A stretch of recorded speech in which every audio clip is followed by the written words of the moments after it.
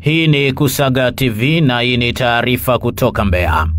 Kuzungumzia maridhiano sasa ni kujaribu kutemea mate mbingu ukifikiri utamlowesha Mungu. Rais wa chama cha wanasheria Tanganyika TLS wakili Boniface Mwabukusi ametaka kuwe na uchunguzi huru wa matukio yaliyotokea kabla, wakati na baada ya uchaguzi mkuu wa Oktoba mwaka huu kabla ya kuingia kwenye maridhiano. Akizungumza na wanahabari ofisini kwake jijini Mbeya, wakili Mwabukusi amesema ili kuwe na maridhiano kuna hatua zinazotakiwa kufuatwa kabla ya kufikia hatua hiyo. Uwezo ukazungumzia maridhiano ni hatua ya 4. Yaani kwanza kuzungumzia maridhiano ni hatua ya 5, sio ya 4. Cha kwanza tunachotaka kwanza ni kujua ukweli. Nini kilijiri? Nani alifanya? Kwa nini alifanya? Na alifanya kwa ukubwa gani? Ukweli. Pili, haki za wahanga. Nani aliumia? Aliumiaje? Na tunafanya nini kuonyesha kujuta kwetu na angalau kurejesha familia zile, kutafuta namna ya kupunguza maumivu ikiwemo kulipa fidia na kuona namna gani ya kuzileta zile familia pamoja, ili zile familia zishiriki kutusamehe, kwa sababu damu ina tabia ya kulia mbele ya Mungu, na bila kutengeneza na hawa ndugu zetu kupitia ndugu zao na nani, bila kutengeneza hatutakuwa tena jinsi tulivyokuwa, kwa sababu damu hizi ni nyingi mno. Zinapopiga kelele mbele ya Mungu, Mungu alisikia kelele ya damu ya Habili. Mungu alisikia kilio cha damu ya Naboti, na wote mnajua aina ya hukumu aliyoitoa kwa Yezebeli baada ya damu ya Naboti, na alimwambia licha ya Ahabu kutubu na Mungu kumsamehe, lakini Yezebeli aliyeshiriki kufanya lile, adhabu yake ilifika, na wote mnajua ni adhabu gani. Mungu alichukizwa na sauti ya kilio cha Abeli, akamuuliza Kaini, nasikia sauti ya ndugu yako ikikulilia. Akasema mimi ni mlinzi wa ndugu yangu. Kwa hiyo kimsingi damu hizi zilizomwagika lazima zipate haki, lazima zilipiziwe kisasi. Na tunaposema kisasi, ni kisasi cha kitaratibu tulizojiwekea kama nchi. Kwa sababu hatuko kwenye ile zamani tulikuwa tunasema blood feud, ukiua na ua. Ni kwamba twende kwa taratibu zetu za kisheria. Cha kwanza lazima tuangalie namna ya kuzikompensate familia. Pili, namna ya kutoa kulileta taifa pamoja na kupata toba ya pamoja.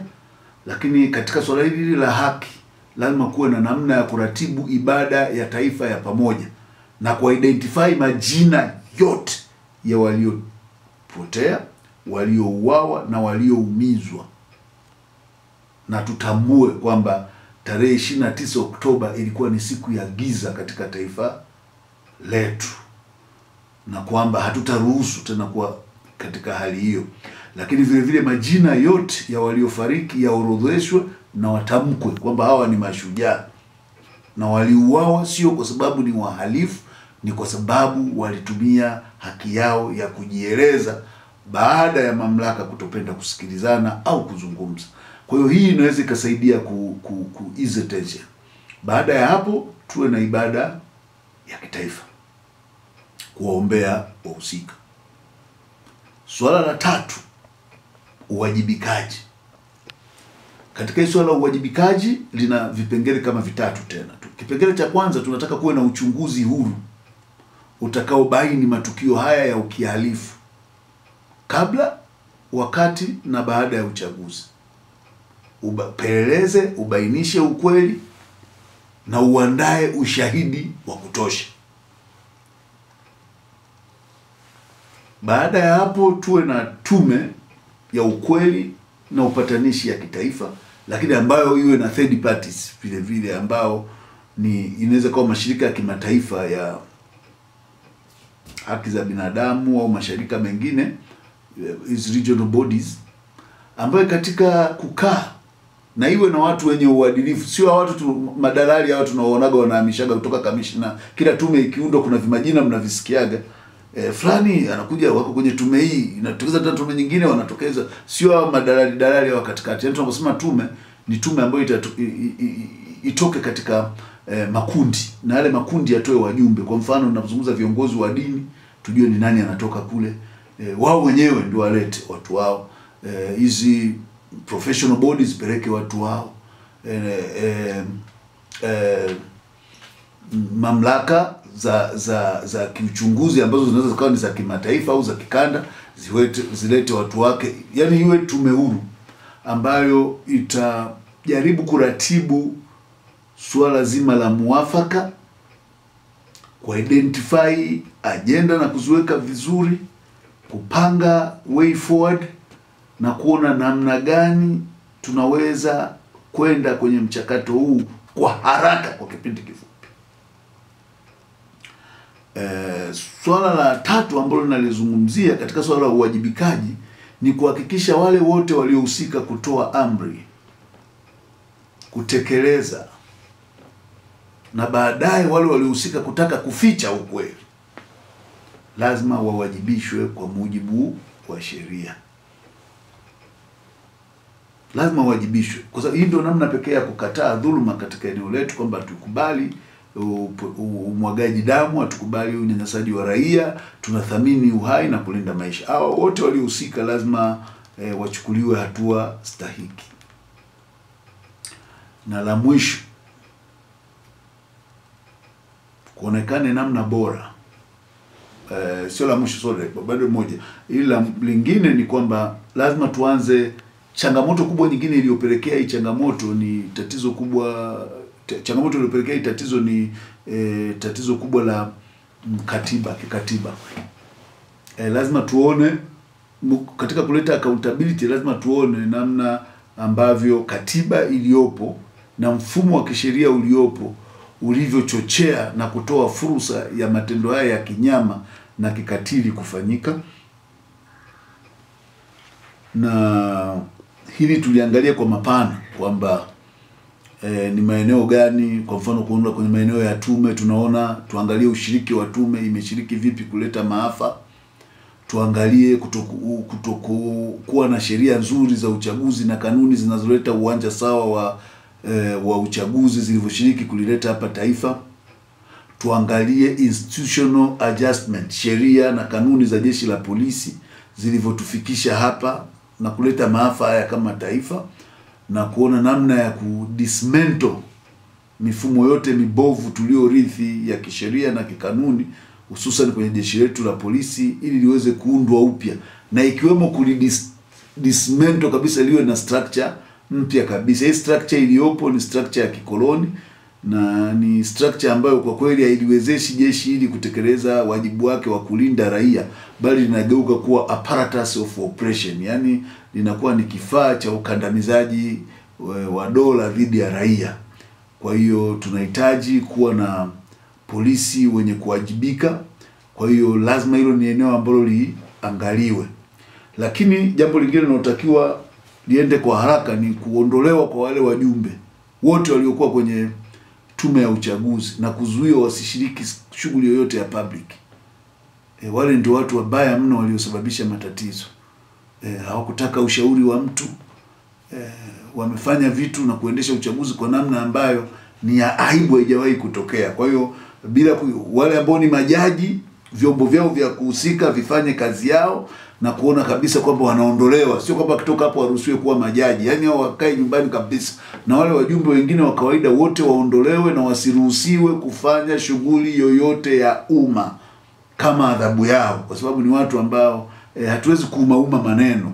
Matatizo haya yamechangiwa na tume ya uchaguzi, kwa namna ilivyoratibu, kwa namna ilivyosimamia hili zoezi, inaonekana ilikuwa na animus furandi, ilikuwa na nia ovu. Kwa hiyo sio kitu kilichojitokeza kusema kwa bahati mbaya, na lazima tujifunze kuzungumza ukweli kwa sasa, kwa sababu tunataka kuponya taifa, sio mambo ya kudanganyana au kuremba-rembana. Kwa hiyo mimi kwa maoni yangu hilo lifanyike. Na lingine, kuleta accountability. Kusitishwa mara moja kwa mashauri ya kubambika. Kesi za kubambika, kuna kesi ya Tundu Lissu. Nilishasema kuna kitu kinachoitwa sub judice rule, that don't comment on what is going on in court. katika namna ya kuingilia lile shauri. Lakini hili shauri la Tundu Lissu ni shauri la uonevu lililopelekea haya matatizo. Tundu Lissu hakuwa muhaini. Haya ndio mambo yanayoleta hasira kwenye nchi na kuleta hizi vurugu. Kwa hiyo ndio maana tunasema mashauri kama yale yaondolewe mara moja mahakamani. Kesi mfululizo za kushambulia chama cha Chadema. Sijui kesi watu wa Zanzibar wanasema hawakupewa mgao. Anayedai kupewa mgao ndio aliyekuwa kiongozi miaka yote. Mahakama inatoa injunction ya kuzuia kazi zisifanyike Busokelo. Busokelo inahusiana nini na Zanzibar? Alafu huyo jaji bado yuko mahakamani. Anatoa hati kwa hati ya dharura kuzuia shughuli zote za chama cha Chadema. Shughuli ya Kabanga inahusiana nini na mgao wa Zanzibar? Shughuli ya Nachingwea ya Chadema inahusiana nini na mgao wa Zanzibar? Alafu kwa nini hatuoni kwamba majaji kama hawa wanatumika kuleta vurugu kwenye vyama vya siasa? Mimi nazungumza kwa sababu sasa hizi hakuna kuogopana. Hawa watu ndio wanataka kuliharibu taifa. Lazima tuchukue hatua na hawa wachunguzwe, viundwe vyombo vya kijaji, mamlaka inaruhusu zichunguze majaji wote waliokuwa wakihusika kulifikisha hapa taifa na kutumika kufanya maamuzi ambayo hayana tija kwa taifa. Moja ya maamuzi yaliyosababisha hizi stress ni watu kukosa forum. Unazuia chama chenye watu zaidi ya 40% na kwenye nchi wanachama. Unafikiri pressure wataitolea wapi? Alafu unaanza kutafuta vijana wa watu huko na window unabambikiza, kumbe watu wenyewe wanaosababisha hizi stress wako wamekaa kwenye viti wanazungusha viti. Kwa hiyo lazima tuone tatizo lilipoanzia. Tatizo limeanza baada ya watu kufungwa midomo.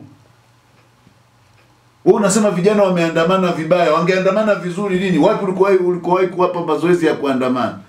Wakati kila siku wakitaka kuandamana unawanyima, unasema taarifa za intelligence. Anaweza kuandamana tu ni mwana CCM kwa chochote kile anachotaka. Kila mwingine ni taarifa za intelligence. Unapomzuia mtu kujifunza namna ya kufanya jambo vizuri, usimlaumu siku akilifanya vibaya. Tumeua midahalo vyuoni, tumeua midahalo kwenye taasisi za elimu ya juu. Taasisi za elimu ya juu vimekuwa viota vya kubemenda na kufanya watoto wakitoka kule anakuwa watoto kabisa hawawezi kuagwa, hawawezi kurizwa na hawawezi kufanya nini. Alafu mtoto huyu akitafuta njia yake mwenyewe ya kutafuta na kujibu changamoto, unamfuata na risasi. Wakati ujinga wa watu wazima ndio uliosababisha taifa kufika hapa.